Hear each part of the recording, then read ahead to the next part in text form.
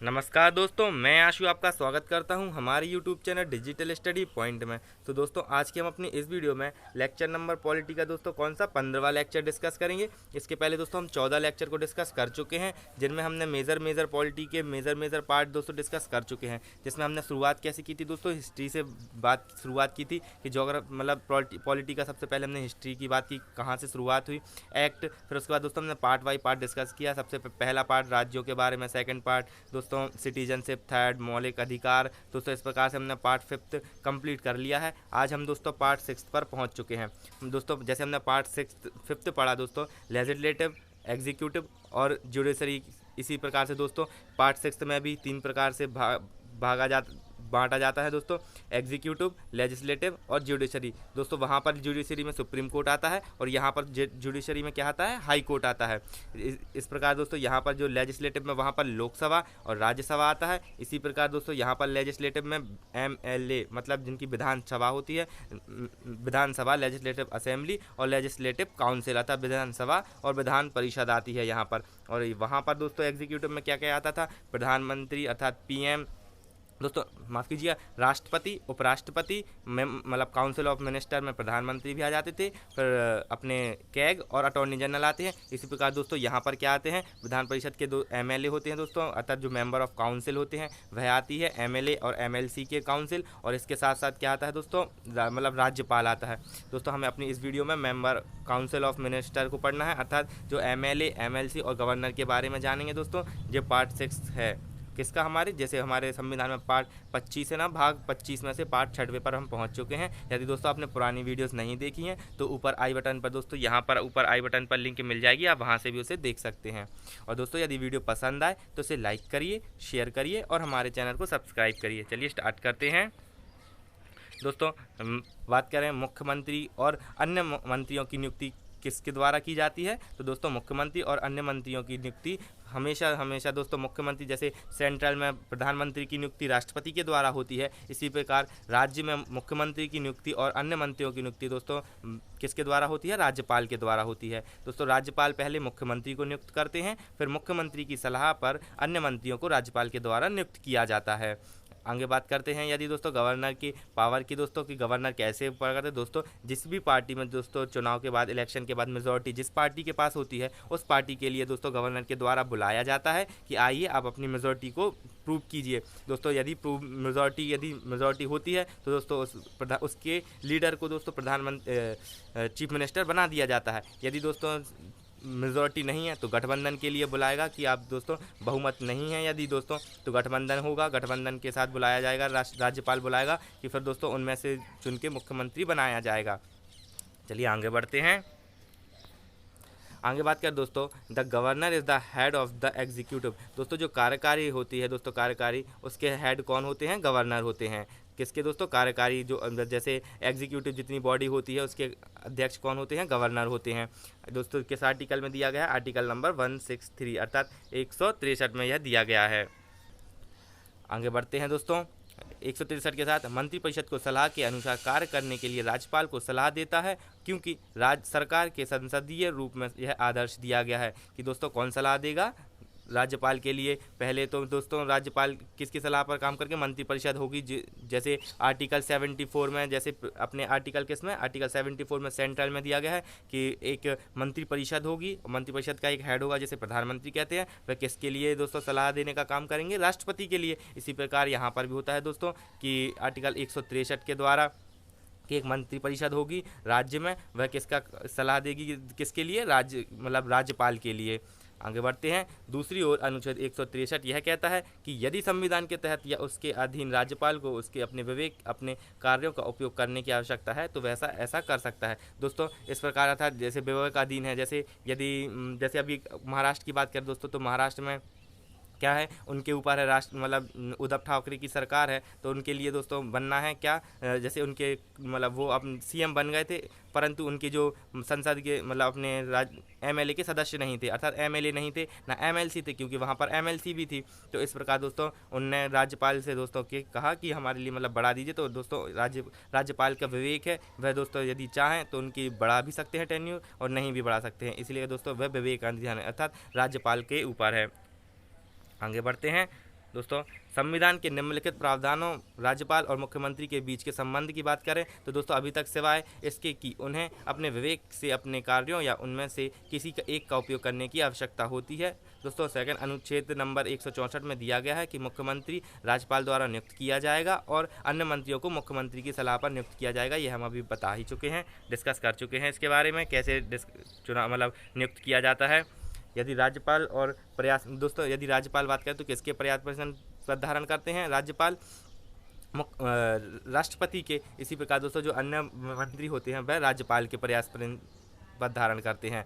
राज्य की विधानसभा के लिए मंत्रियों की परिषद सामूहिक रूप से जिम्मेदार होती है। दोस्तों जिस प्रकार अपने एमपी होते हैं, जो अपने सांसद होते हैं, वह किसके लिए, जितने भी मेंबर ऑफ काउंसिल होती है सेंट्रल में, दोस्तों हम सेंट्रल और स्टेट को कोरिलेट करके समझा रहे हैं। जैसे सेंट्रल में जो मंत्रिपरिषद होती है वह लोकसभा के लिए क्या होती है, सामूहिक रूप से जिम्मेदार होती है। सामूहिक हमने बताया था जब अपन लोकसभा पढ़ रहे थे दोस्तों कि सामूहिक रूप से जितने भी सांसद हैं वह लोकसभा के लिए जिम्मेदार होते हैं। और यदि व्यक्तिगत रूप से जिम्मेदार बोलें सेंट्रल में तो किसके लिए होते हैं, व्यक्तिगत रूप से राष्ट्रपति के लिए जिम्मेदार होते हैं।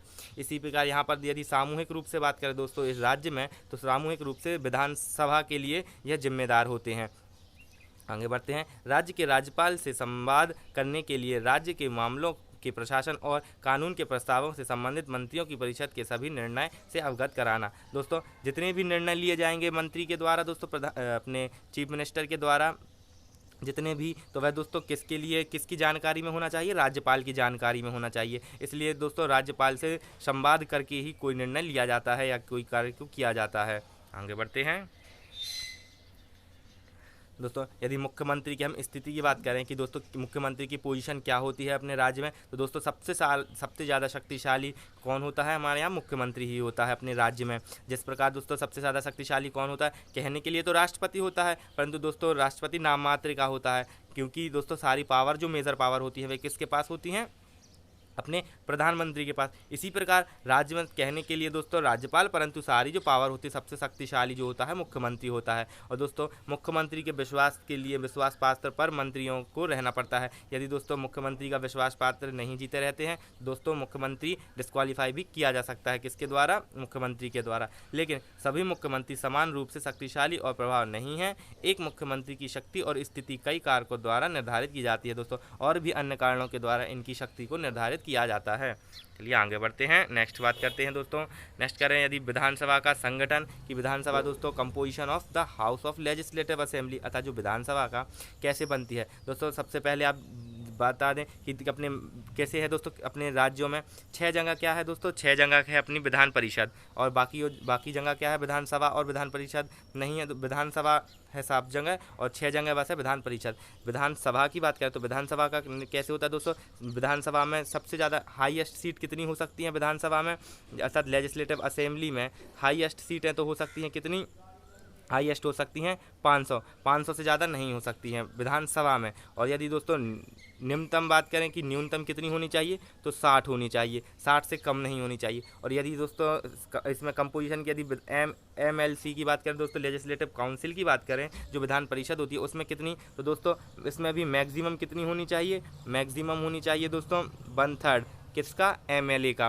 जितने भी उस राज्य में MLA हैं, अर्थात विधानसभा के जितने भी सदस्य हैं उतने सदस्य का दोस्तों 1/3 होने चाहिए MLA। जैसे यदि किसी राज्य में 100 हैं MLA तो कितने होने चाहिए विधानसभा के, MLC कितने हो सकते हैं, 1/3 अर्थात 33 से ज़्यादा नहीं होने चाहिए। ऐसा नहीं हो सकता कि 100 हैं और 100 MLC बना दिए और बढ़िया मज़े हो रहे हैं, नहीं दोस्तों ऐसा नहीं हो सकता। और यदि दोस्तों न्यूनतम की बात करें तो दोस्तों कितने, यहाँ देखिए आप ये दिया है 40, तो 40 न्यूनतम होनी चाहिए विधान परिषद में।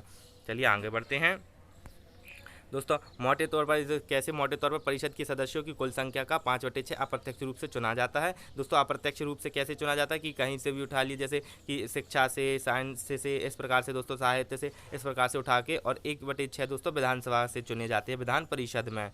राज्यपाल के पास अपने कार्यालय की समाप्ति से पहले ही विधानसभा को भंग करने की शक्ति होती है दोस्तों। यदि राज्यपाल चाहे तो विधानसभा को भंग किया जा सकता है उसके द्वारा। 5 साल की अवधि को आपातकाल के उद्घोषणा के दौरान संसद द्वारा कानून द्वारा 1 वर्ष के अधिक नहीं होना चाहिए और उद्घोषित के बाद 6 महीने की अवधि के परे दोस्तों वह 6 महीने मतलब यदि आपातकाल की स्थिति आती है तो राज्यपाल 1 साल के लिए उसमें आपातकाल लगा सकता है राज्य में और फिर उसे 6 महीने करके एक्सटेंड किया जा सकता है। और यह किस आर्टिकल में दिया गया है राज्य में लगाने के लिए 172 के फर्स्ट क्लॉज में। चलिए आगे बढ़ते हैं, नेक्स्ट बात करते हैं दोस्तों। नेक्स्ट बात करें कि विधानसभा के लिए दोस्तों कितनी आयु होनी चाहिए न्यूनतम, दोस्तों 25 वर्ष होनी चाहिए विधानसभा में। और यदि बात करें कि मतलब विधान परिषद के लिए तो विधान परिषद के लिए 30। जैसे कि राज्य में दोस्तों अपने सेंट्रल में राज्यसभा होती है, इसी प्रकार राज्य में विधान परिषद होती है।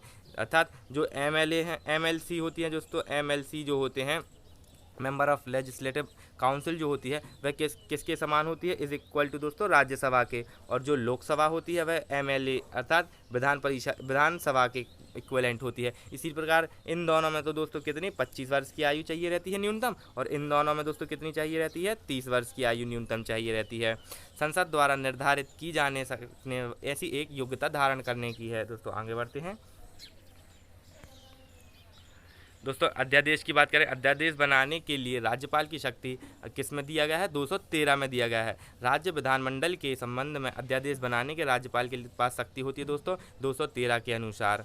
आगे बढ़ते हैं, राज्यपाल के पास यह शक्ति तभी होगी जब विधानमंडल या दोनों सदन सत्र में ना हो, अर्थात जब दोनों सदन सदन में नहीं होंगे तब यह शक्ति वह यूज़ कर सकते हैं। अध्यादेश को राज्य विधानमंडल के समक्ष रखा जाना चाहिए जब इसका पूरे मूल्यांकन किया जाता है, अन्यथा विधानसभा की बैठक की तिथि 6 सप्ताह की समाप्ति या पर उसका स्वतः ही प्रभाव समाप्त हो जाता है। जब तक कि दोस्तों यदि अध्यादेश जारी किया जाता है और यदि फिर भी 6 महीने के अंदर दोस्तों विधानसभा या विधान परिषद के साथ सहमति नहीं होती है तो यह स्वतः ही निरस्त किया जाएगा 6 सप्ताह के समाप्ति पर।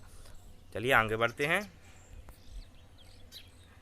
किसी भी समय अध्यादेश वापस लेने के लिए राज्यपाल स्वयं सक्षम होंगे दोस्तों। कब, यदि किसी भी समय दोस्तों अध्यादेश राज्यपाल खुद यदि अध्यादेश किसके द्वारा लगाया जाता है दोस्तों राज्यपाल के द्वारा, तो राज्यपाल ही चाहें तो अपने अध्यादेश को वापस किसी भी समय ले सकते हैं। राज्यपाल की अध्यादेश निर्माण शक्ति का दायरा राज्य विधानमंडल की विधायी शक्तियों के साथ सहव्यापक है और यह 7वीं अनुसूची के 2nd और 3rd के विषयों में सीमित है। दोस्तों जो हमारी अनुसूची 12 अनुसूची में से जो 7वीं अनुसूची है उसमें दोस्तों 7वीं अनुसूची के 2nd और 3rd अर्थात जो संघ सूची और समवर्ती सूची है उनमें दोस्तों यह विषय दिए गए हैं।